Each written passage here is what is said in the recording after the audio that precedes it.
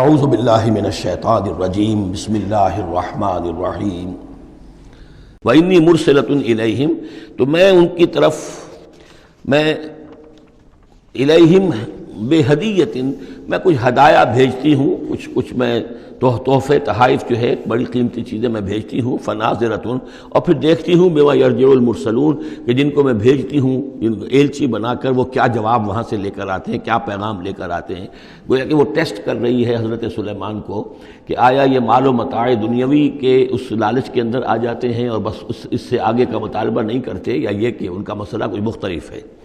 فلما جاء سلیمان قال اتمدوننی بمال، جب حضرت سلیمان کے پاس وہ پہنچا ان کا وفد ملکہ سبا کا، اور وہ سامان وغیرہ پیش کیا، حضرت سلیمان نے فرمایا کیا تم میری اعانت کرنا چاہتے ہو مال سے؟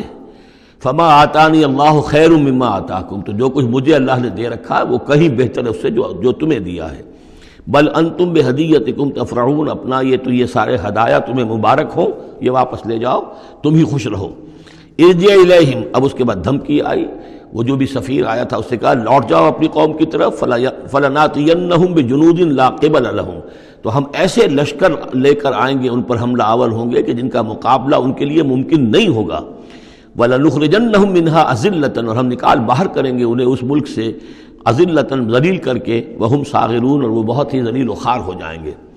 قال یا ایھا الملأ، حضرت سلیمان نے ساتھ ہی کہا اپنے درباریوں سے کہ اے میرے درباریوں، ایکم یاتینی بعرشھا، تم میں سے کون ہے جو اس ملکہ سبا کا جو تخت ہے وہ میرے پاس لے آئے، قبل ان یاتونی مسلمین، اس سے پہلے کہ وہ فرما برداری اختیار کر کے میرے دربار میں پہنچے۔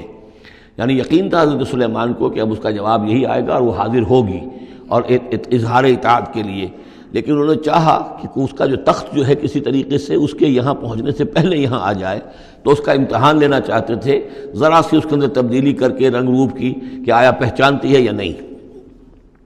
قال عفریت من الجن، تو ایک جن نے کہا، ایک دیو نے، جنوں میں سے دیو، یعنی جنات میں سے، انسانوں میں سے بھی جیسے کمزور بھی ہوتے ہیں طاقتور بھی ہوتے ہیں، لیکن یہ کہ اسی طریقے سے ایک عفریت جو بہت بڑا جن تھا، دیو ہیکل، اس نے یہ کہا انا آتی کا بھی قبل ان تقوم من مقامک، میں لے آؤں گا اس کو آپ کے پاس اس سے پہلے کہ آپ اپنی جگہ سے اٹھیں۔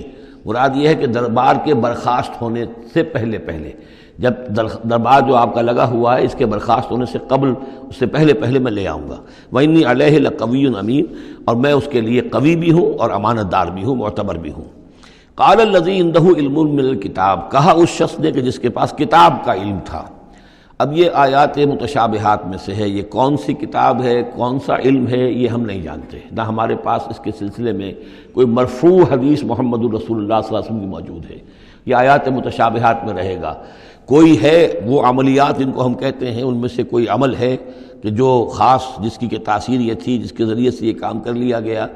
اب یہ تو ہو سکتا ہے کہ جیسے آج ہمارا معاملہ ہے تو شاید کوئی ہماری ٹیکنالوجی اس حد تک پہنچ جائے کہ کسی میٹیریل شے کو امریکہ سے تحلیل کر کے اور اس کے ایٹمز بنا کر یہاں منتقل کر دیا جائے، اور آنے واحد میں، اور پھر یہاں اس کو اسی سٹرکچر جو تھا جس سے کہ تحلیل کر کے وہ ایٹمز لیے گئے تھے اسی شکل میں پھر یہاں بنا دیا جائے، تو یہ انہونی باتیں تو نہیں ہیں۔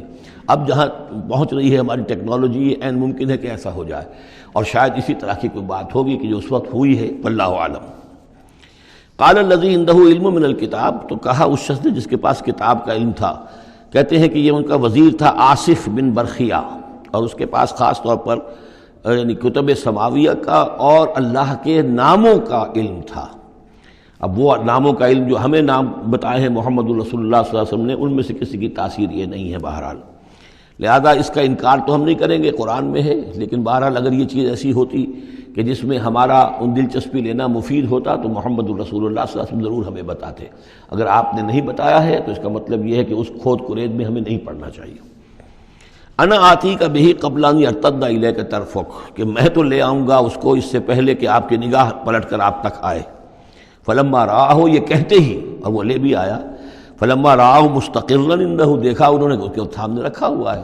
نہ صرف یہ کہ اس شخص نے کہا کہ میں لے آؤں گا آپ کی پلک جھپکنے سے پہلے، بلکہ وہ فی الواقع لے آیا۔ جب دیکھا اس کو کہ رکھا ہوا ہے اس کے سامنے حضرت سلیمان کے، قال ھذا من فضل ربی، انہوں نے فوراً کہا یعنی یہ کہ اس پر بھی اللہ کی بندگی کا جو نقشہ ہے وہ یہ ہے کہ بڑی سے بڑی بات بھی ہو تو اللہ ہی کا شکر ادا کیا جائے، اسے فضل سمجھا جائے۔ کوئی اپنا کمال کہ میرا ایک وزیر بھی یہ کمال رکھتا ہے تو میں کتنا صاحب کمال ہو گیا، یہ نہیں۔ قال ھذا من فضل ربی، یہ میرے رب کا فضل ہے، لیبلونی اشکر ام اکفر، کہ وہ اللہ مجھے آزما رہا ہے کہ میں شکر کرتا ہوں یا کفران نعمت کرتا ہوں۔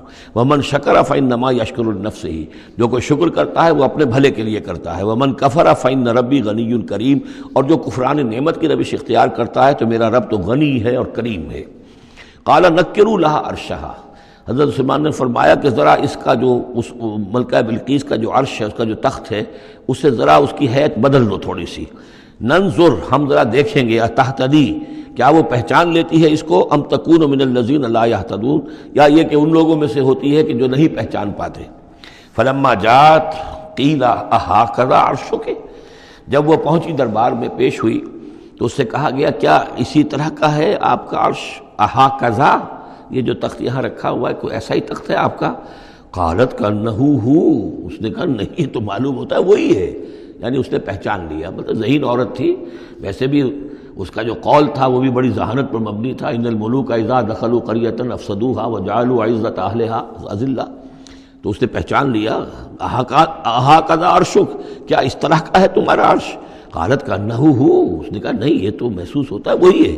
وَأُوتِينَا الْعِلْمَ مِنْ قَبْلِهَا، اس نے کہا ہمیں یہ ساری باتیں پہلے ہی معلوم ہو چکی ہیں، یعنی اے سلیمان آپ کا جو مقام اور مرتبہ ہے، اللہ کا جو فضل آپ پر ہوا ہے ہمارے علم میں آ چکا ہے، ہم جان چکے ہیں، یہ کوئی نئی بات میرے لیے نہیں ہے جو اس وقت اس کا مشاہدہ میں کر رہی ہوں۔ وَكُنَّا مُسْلِمِينَ، اور ہم پہلے ہی اسلام لا چکے ہیں، ہم اطاعت قبول کر چکے ہیں اور اسلام بھی لا چکے ہیں۔ وَصَدَّهَا مَا كَانَتْ تَعْبُدُ مِن دُونِ اللَّهِ، اور سلیمان نے روک دیا اس کو اس سے کہ جس کو وہ پوجتی تھی اللہ کے سوا۔ اِنَّهَا كَانَتْ مِن قَوْمٍ كَافِرِينَ، یقیناً وہ ایک کافروں کی قوم سے تھی۔ قِيلَ لَهَا ادْخُلِي الصَّرْحَ، اور اس سے کہہ دیا گیا کہ اب محل میں داخل ہو جاؤ۔ فَلَمَّا رَأَتْهُ حَسِبَتْهُ لُجَّةً، جب وہ محل میں داخل ہونے لگی اسے یہ محسوس ہوا کہ شاید پانی ہے۔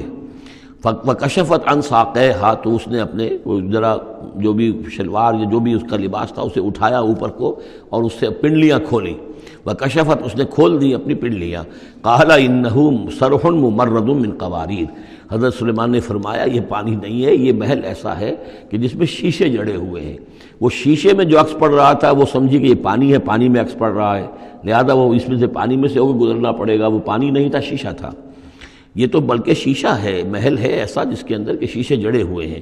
قالت رب انی ظلمت نفسی، یہاں گویا کہ اسے اور احساس کرا دیا کہ تمہارے تو حاشیہ خیال میں بھی وہ نعمتیں نہیں ہو سکتی جو اللہ تعالیٰ نے مجھے دے رکھی ہیں۔ قالت رب انی ظلمت نفسی، تب اس نے کہا پروردگار میں نے اپنی جان پر ظلم کیا۔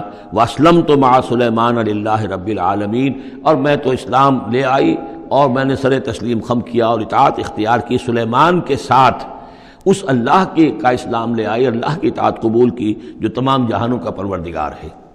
یہ گویا کہ قصص النبیین کا ایک حصہ ہے اس سورہ مبارکہ کا۔ صدق اللہ العظیم۔